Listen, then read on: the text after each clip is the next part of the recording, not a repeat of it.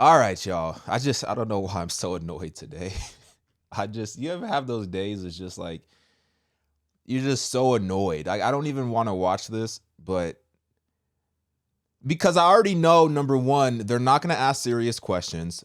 It's just going to be all on some jokey joke type of stuff. It's going to be so unserious. Y'all not really going to get to the meat of the conversation. You're going to tiptoe around it. You're not going to really press them. And that's probably why he wanted to do this type of interview, because he knew he was going to go into a space where he wasn't going to get pressed. Somebody wasn't going to bring up, the point of, why are you promoting this secular music? Why are you promoting these lyrics of sex and getting high and getting drunk in the house of the Lord? What makes you think that you can mix darkness with light and push that to the world and think that that's okay for you to do in a church? I don't know. Anywho, this is an interview. Bishop, what's his name? William Murphy. I'm sorry. I'm not trying to be disrespectful. I just forgot his name. Let's see what's going on. Let's check it out. Hey, so I'm so excited to introduce our next guest. We got Grammy, Dove, Stellar Award nominated gospel artist, Bishop, and my pastor, Tamar's pastor, Judy's pastor, Cherry's pastor, everybody's pastor, the lead pastor of the Dream Center of Atlanta. Everybody, please welcome Pastor William Murphy. You know what's the problem? You have these celebrity pastors who have like these celebrities in their congregation. And these celebrity pastors feel like they have to be worldly in order to fit in with these celebrities, in order to rub shoulders with these celebrities, in order to keep these people happy and satisfied and keep them in their congregation, because ultimately they're probably the highest tithers in their congregation. I could be wrong, but that's just kind of what went through my head right now. I'm sorry, y'all. I'm like real annoyed today. I need to chill out. Y'all pray for me, please. I don't know what's going on. That's right. Please welcome Pastor William Murphy III. They it up on here. It ain't me, it's the ooh. But y'all gonna judge me. See? But y'all gonna judge me. I'm so sorry. Brandon did it. Oh my God. It was the pastor. It's all good. Oh my God. Oh, the devil, you's a liar. And he a liar. Everybody, please welcome Pastor William Murphy III to Dish Nation. Hi, I'm Pastor Murphy. Now, yesterday on Dish, we talked about the viral moment that went down at your church, man. Everybody was swag surfing. A lot of people were here for it, myself included. Yeah. Others were not. Yeah. Did you know when you set that up that it was gonna maybe cause some controversy, or it was just, that's how you move? Man, that's how we move. Church shouldn't be this foreign country that we step into on Sundays, but church should be this place where everything that happens is some kind of way connected to Monday through Saturday. And so that's what you saw on New Year's Eve was... Yeah, I agree to an extent. We shouldn't... Our relationship with Jesus, it's not just a Sunday thing. It should be every single day, really every second of the day. Really every second of the day. It shouldn't be just reduced down to one day. But you don't have to bring the world, i.e., you don't have to bring sin into the church. You're playing these songs that are promoting these lyrics that are talking about getting high, getting drunk, sleeping around. You're promoting all of this and you're mixing that with the word of God to try to do what? To try to enhance the word of God to make it more entertaining? You don't need to enhance the word of God. The word of God is the word of God. The word of God is the word of God. Do we believe it or do we not believe it? We need to sprinkle some seasoning on top of it, on top of the word, or can we just take the word for what it is and accept how good it actually is, just as is?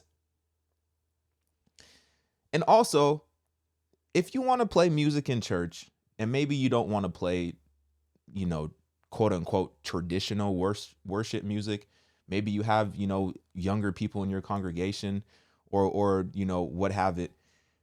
There's a lot of really good, even great artists, Christian artists who are making Christian hip hop, who are making Christian R&B, who are making Christian music that is so much more edifying than what you chose to play.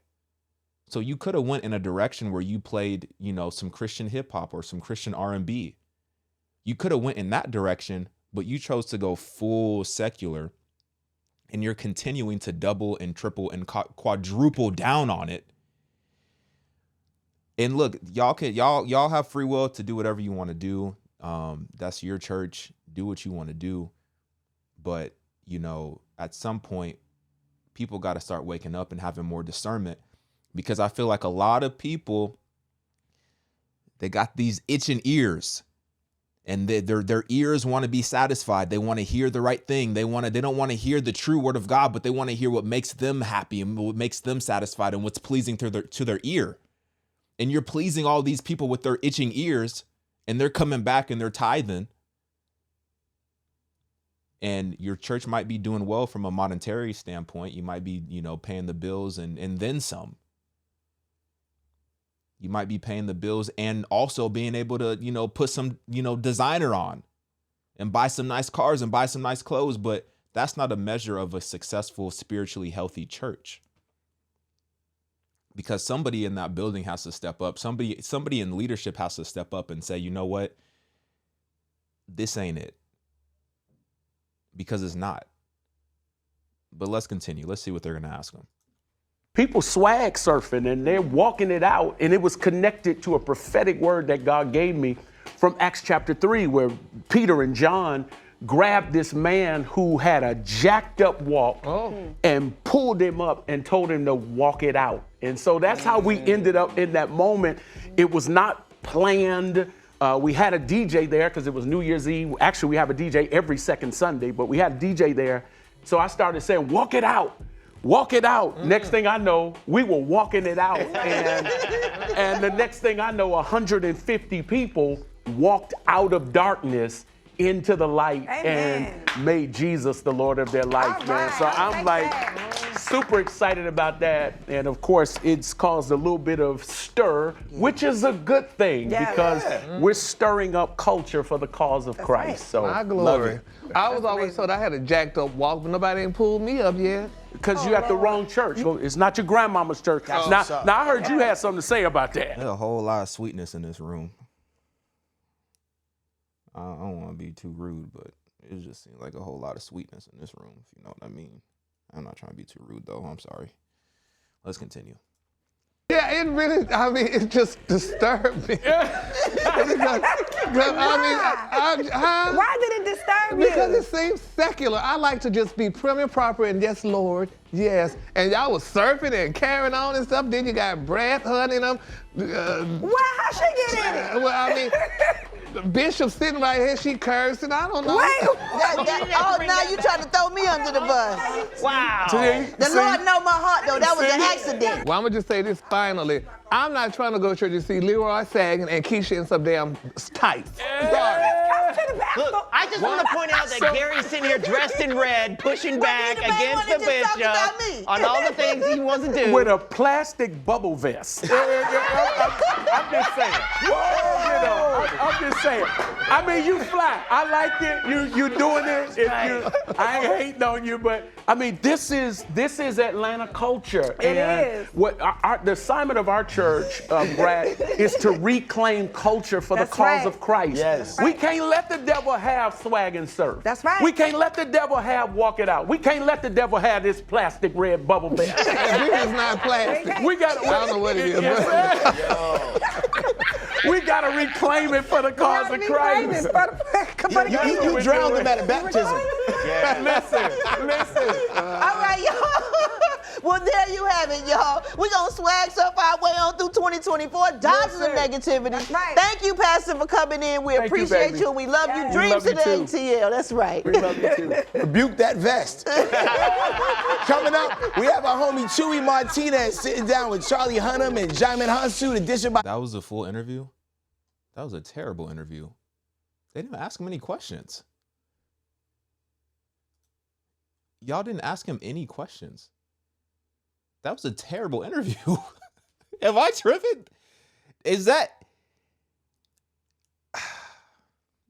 Look, y'all can have that. Look, ATL, Atlanta. That's y'all. That's y'all people. Y'all can have that. I don't want that. Y'all can have that. I want no part of that church. I don't want any part of it.